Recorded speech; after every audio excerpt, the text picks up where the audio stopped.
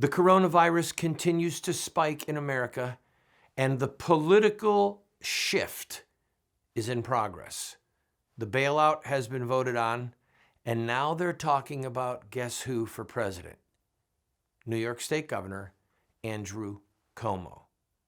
God have mercy on us. I'm Randall Terry. This is Voice of Resistance.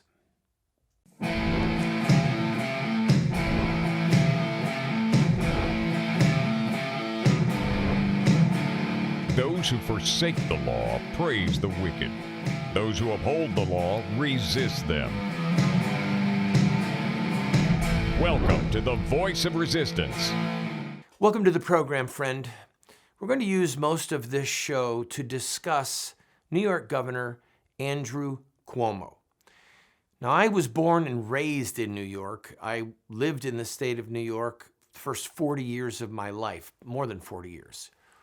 I have a personal history with his dad, former governor, the late Mario Cuomo. Mario Cuomo made his claim to fame when he defied the teachings of the Catholic Church and announced that he was pro-abortion and that he personally accepted the teachings of the church, but that he could not in good conscience impose his morality as a Catholic on the rest of New York. This, of course, is a sham. It is an immoral position to hold. Could you hold that position regarding slavery? I'm personally opposed to slavery, but I wouldn't want to impose my morals on slaveholders. It's absurd on its face. Well, now his son, Andrew Cuomo. By the way, it's not Como. It is actually pronounced Cuomo. It is an Italian name, and just FYI. You'll hear people say it both ways, but the proper pronunciation is Cuomo.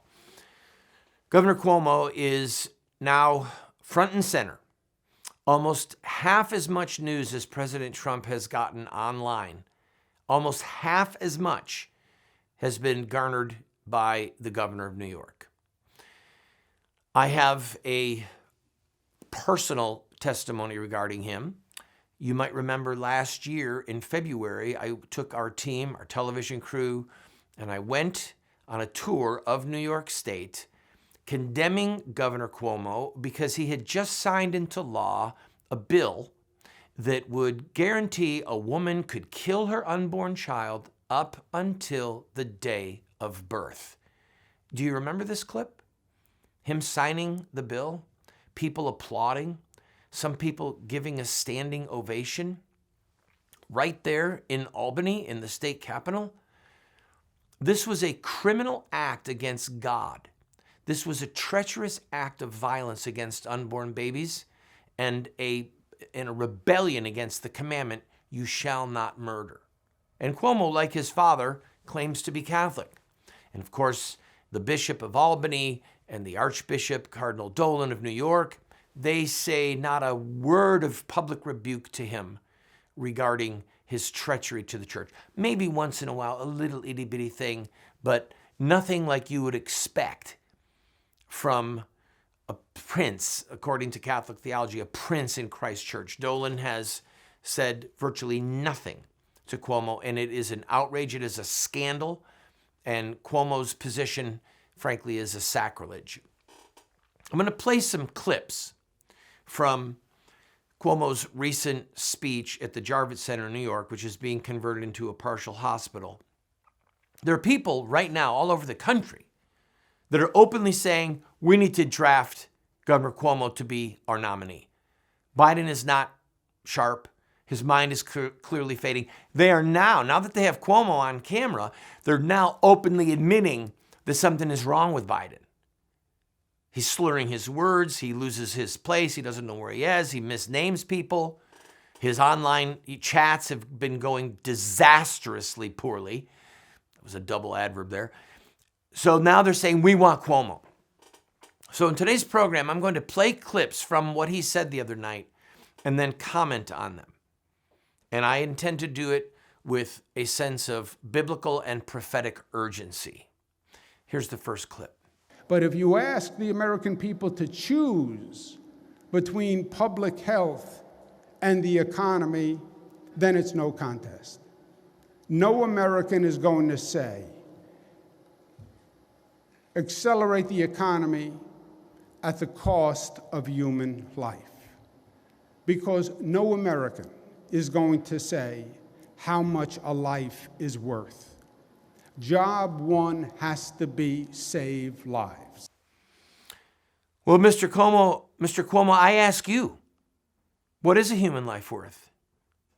In New York State, I think it's about $500 because you've signed bills that not only would kill a baby up to the day of birth, but force New York State taxpayers to pay for the murder.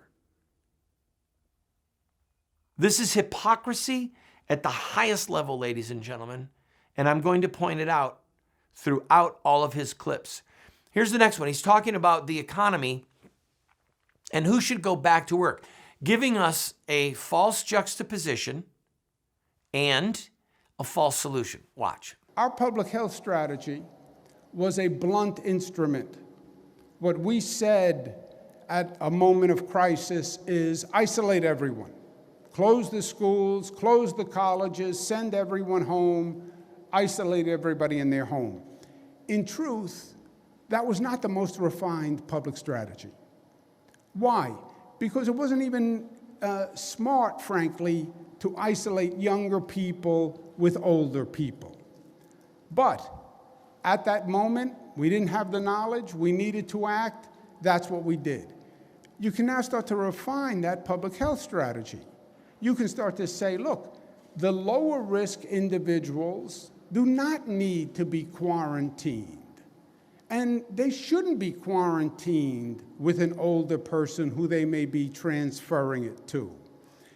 People who are recovered, you test them, you test the antibodies, you find out that they resolved themselves of the virus, and I believe once we get that test, you're going to find hundreds of thousands of people who have had the coronavirus and resolved. Once they're resolved, they can go back to work. Develop that test. It's in testing now. Once they're resolved, let them go back to work. Let the younger people go back to work. Let the recovered people go back to work. It's even better for the older, vulnerable people who you're trying to protect. And then ramp up the economy with those individuals. So you're refining your public health strategy, and at the same time, you're restarting your economy. Well, let's be honest about this. Are you saying, Governor Cuomo, that you want to reopen the schools or not? You're saying that it was a blunt object, but you just ordered all the schools to be closed. Are you going to reopen them because it's young people? But more importantly, the media, the Democrat-controlled media is saying, oh, look at how eloquent he was. Look at how presidential he was. Look at how he spoke directly to the American people and gave good ideas. That's a stupid idea. We don't have tests for hundreds of thousands of people. Are you going to force Americans to submit to a test? Are they going to get a little star to wear? Are they going to have a piece of paper that they carry around? I'm coronavirus free, or I've recovered and I can now go to work? It's a fantasy. And it was designed in his speech to give people a false hope and a false sense of security, and it was to give an attack against President Trump. We are a nation of 300 plus million people. We are not going to have, in the next coming months, 300 million tests. We're just not. So what he is saying is not true. I've got to take a break. He's trying to tell us that we're like New York. Mr. Cuomo, we're not like New York. We don't have a law that allows babies to be butchered up until the day of birth. And I think that there's a question that is starting to nibble at the corner of a lot of our minds. Is there some connection between the treachery against God, the shedding of innocent blood, and the outbreak in New York? I'll be right back.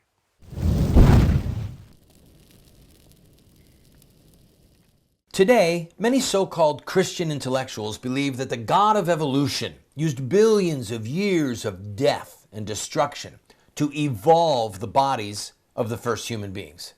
Then, They simply declare the theory of evolution as fact to justify their unproven scientific fallacies. By the grace of God, more and more Catholics are rejecting this modern-day mythology in favor of the traditional doctrine of creation as recorded by the Bible and believed and taught by all the fathers and doctors of the Church. To find out how sound theology and natural science confirm the sacred history of Genesis, visit the Colby Center for the Study of Creation, and be sure to check out our bookstore, which has titles like I Have Spoken to You from Heaven, A Catholic Defense of Creation in 6 Days, and A Catholic Assessment of Evolutionary Theory. That's the Colby Center for the Study of Creation.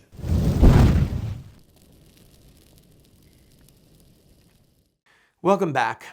Here's another clip from Governor Cuomo's speech. What is happening in New York is not a New York phenomenon, right? People in New York don't have a different immune system than other Americans. It's not higher in New York because we are New Yorkers. It's higher in New York because it started here first, because we have global travelers coming here first, because we have more density than most places, but you will see this in cities all across the country. And you will see this in suburban communities all across the country. We are just a test case. We are just a test case. And that's how the nation should look at it. Look at us today. Where we are today, you will be in 3 weeks, or 4 weeks, or 5 weeks, or 6 weeks. We are your future. I don't know that that's true. I don't think that suburban communities in Nebraska or Iowa or Tennessee or Kentucky are going to have what is happening in New York. And again, only God knows and the future will show. But what is unique about New York? Los Angeles has a huge airport. Los Angeles is closer to China than New York. Los Angeles isn't having the impact that New York had. I don't know. I'm going to at least ask the question as to the possibility that this is a significant and deliberate chastening from heaven on New York because they forced taxpayers to pay for the killing of babies and because they authorized the killing of children up until the day of birth. Now, a broken clock is right twice a day. You've heard the expression, give the devil his due, and I'm going to play a clip from Governor Cuomo that was absolutely beautiful for the people that he was addressing. Watch for yourself. Care workers who are doing God's work. They are doing God's work. Can you imagine the nurses who leave their homes in the morning, who kiss their children goodbye, go to a hospital, put on gowns, deal with people who have the coronavirus? They're thinking all day long, oh my God, I hope I don't get this. Oh my God, I hope I don't get this and bring this home to my children. You want to talk about extraordinary individuals. Extraordinary. And it's the nurses and the doctors and the healthcare workers. It's the police officers who show up every day and go out there and walk into a situation that they don't even know what they're walking into. And it's the firefighters, and it's the transportation workers, and it's the people who are running the grocery stores and the pharmacies and providing all those essential services. Most of us are in our home, hunkered down, worried. They're worried, and they're going out there every day, despite their fear, overcoming their fear, and not for their family. They're doing it for your family. When you see them on the street, when you see them in a hospital, please just say thank you and smile and say, I know what you're doing. God bless those healthcare workers. God bless the police, the first responders, the firemen. What he said was spot on. And they are doing God's work. They really are. But it is also God's work, Governor Cuomo, to save lives that are unborn. It is also God's work to not kill the innocent deliberately. So what we have here, ladies and gentlemen, is a man who is speaking out of both sides of his mouth. I had a very intense debate with a friend last night about Cuomo. I'll tell you just a little bit about it when we come back. Don't kid yourself. He is capitalizing on this moment. I'll be right back.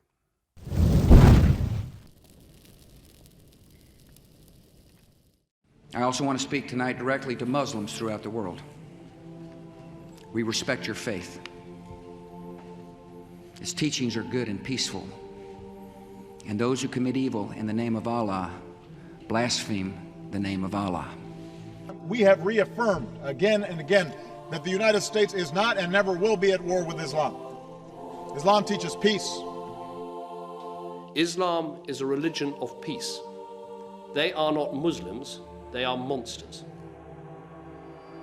We've been told that Muslim terrorists have hijacked the peaceful religion of Islam. But Islamic art and literature tell a very different story. To know the truth, we only have to study the narrative of the founder of Islam, Muhammad, in his own words.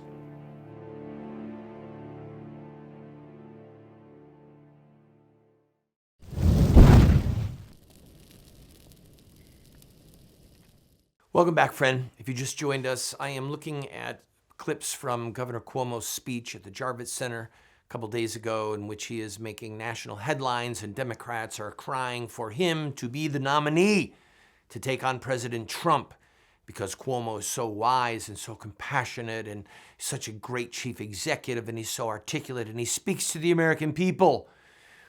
He is a hypocrite. He is a hypocrite. Let me play a couple more of these clips. Here's one right now. Yeah, my mother is not expendable. And your mother is not expendable. And our brothers and sisters are not expendable. And we're not going to accept a premise that human life is disposable. And we're not going to put a dollar figure on human life. The first order of business is save lives, period. You know, part of what he's saying is true. This is about 1 or 2%. And our moms are not dispendable. My mom, God bless her, is still alive. She's in her young 80s. She's right there in that window of vulnerability. And I want her to live. Most of us want our parents to live. So that's a good thing. But there's something here that's still not right. I don't know. I could be wrong. It's just not adding up. Last year, 62,000 Americans died from the flu. 62,000. Most of them were the elderly. They died from the flu, and they did not impact most young people. There were only 145 or 146 deaths of young people 18 and under in the whole country last year.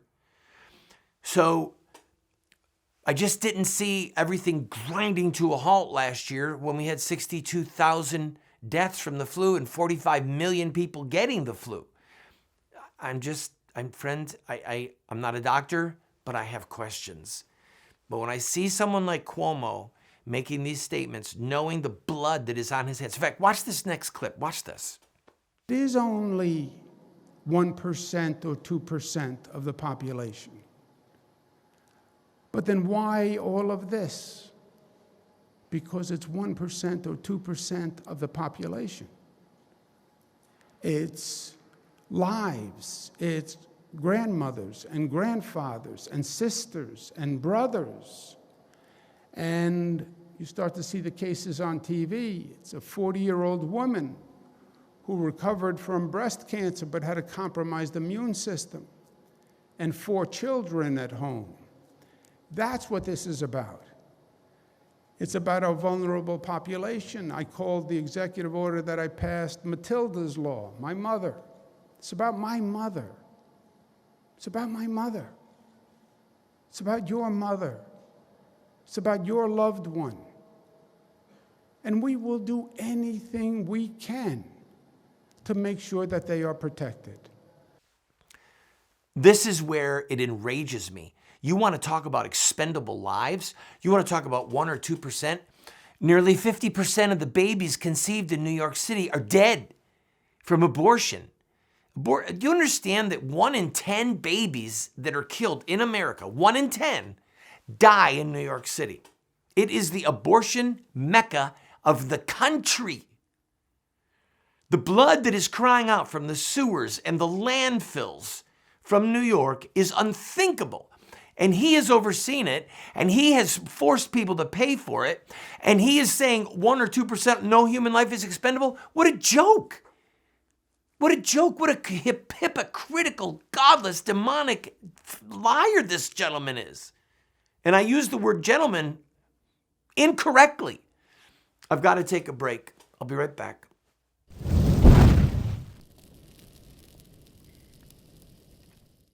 Friend, I want to talk to 2 distinct groups of people. Those who can make a contribution and those who need a scholarship. This program takes money, and I'm asking those of you who can make a contribution to help us. But you're not just supporting this show, you're supporting people who want access to this information, and guess what? We give it to them for free. You can get my writings on Islam. You can get my book, A Humble Plea. You can get multiple teaching series on how to do a press conference, how to run for office, how to be a public advocate. Go to our website. We've got shows reaching all the way back to 2010, which are cataloged by topic. So, for those of you who can help us with this broadcast, please make a contribution. The rest of you, go to the website. The stuff is for free. And if you want to call in your contribution, call 304-289-3700.